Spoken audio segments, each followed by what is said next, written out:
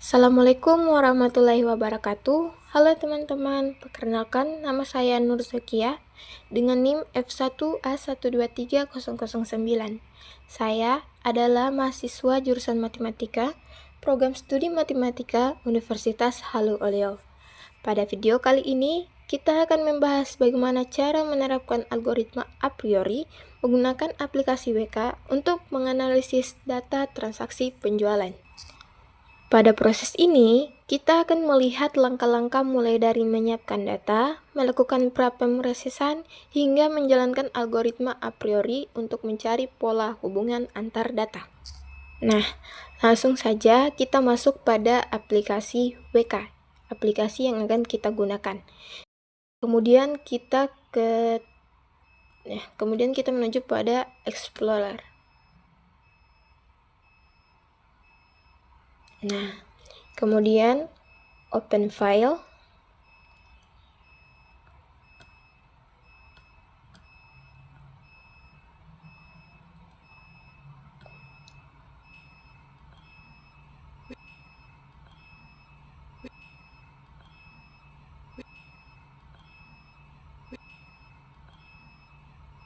Open.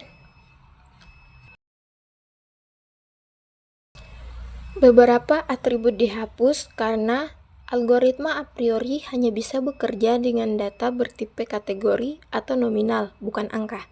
Pada dataset awal, terdapat atribut seperti invoice ID, unit price, quantity, dan tax yang bersifat numerik atau hanya sebagai penanda transaksi.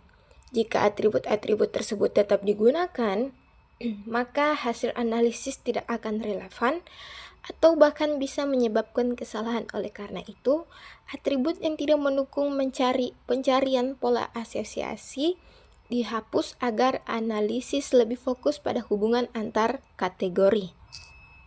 Kemudian kita ke associate, dan di sini yang asosiator yang digunakan itu sudah a priori ya.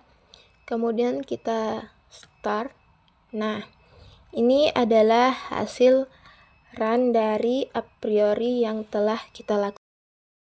Dapat dilihat, data yang dianalisis berjumlah 1000 transaksi dengan 5 atribut kategorikal, yaitu gender, branch, city, customer type, dan produk lain. Pola analisis dilakukan dengan nilai minimum support sebesar 0,15 dan minimum confidence sebesar 0,9, sehingga aturan yang dihasilkan merupakan pola yang cukup sering muncul dan memiliki tingkat kepercayaan yang tinggi. Mari kita bahas per bagian. Pertama, kita lihat bagian run information. Pada bagian ini, ditampilkan informasi umum mengenai proses analisis yang dilakukan, algoritma yang digunakan yaitu a priori, dan sistem menampilkan 10 aturan terbaik. Nilai minimum 0,15 dan nilai confidence sebesar 0,9.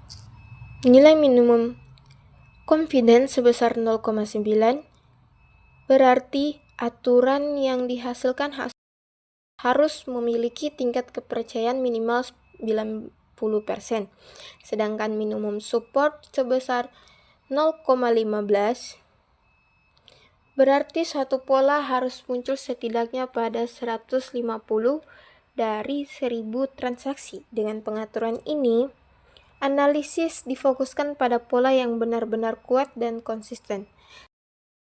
Selanjutnya kita menuju pada relation. Bagian ini menunjukkan dataset yang digunakan, serta filter yang diterapkan sebelum proses a priori dijalankan. Pada tahap ini, beberapa atribut yang tidak relevan telah dihapus menggunakan filter remove. Tujuannya agar hanya atribut yang sesuai dengan algoritma a priori, yaitu atribut bertipe kategori yang digunakan dalam proses analisis. Selanjutnya, pada bagian instances dan atribut.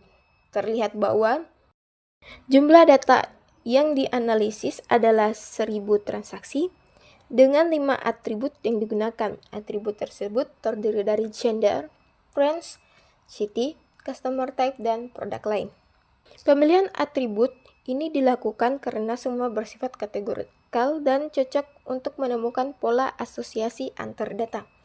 Kemudian kita masuk pada bagian a priori atau parameter utama. Pada bagian ini ditampilkan nilai minimum support sebesar 0,15 dan minimum confidence sebesar 0,9. Selain itu, algoritma melakukan 17 kali proses iterasi untuk menemukan kombinasi item yang paling sering muncul. Proses ini dilakukan secara bertahap hingga aturan terbaik berhasil ditemukan. Selain itu, kita melihat pada bagian generate sets of learned item set. Di sini ditampilkan hasil pembentukan kombinasi item yang sering muncul. Dapat dilihat pada tahap L1 terdapat 16 item tunggal. Pada item set L2 itu terdapat 31 kombinasi 2 item. Dan pada item set L3 terdapat 12 kombinasi 3 item.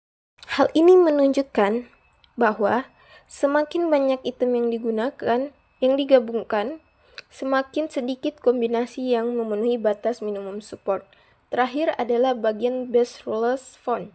Pada bagian ini ditampilkan 10 aturan asosiasi terbaik yang dihasilkan oleh algoritma a priori. Salah satu contohnya yaitu adalah aturan City-Yagon yang selalu mengarah ke branch A. Nih, dapat dilihat pada aturan 1 dan 2. Dengan confidence sebesar 100%.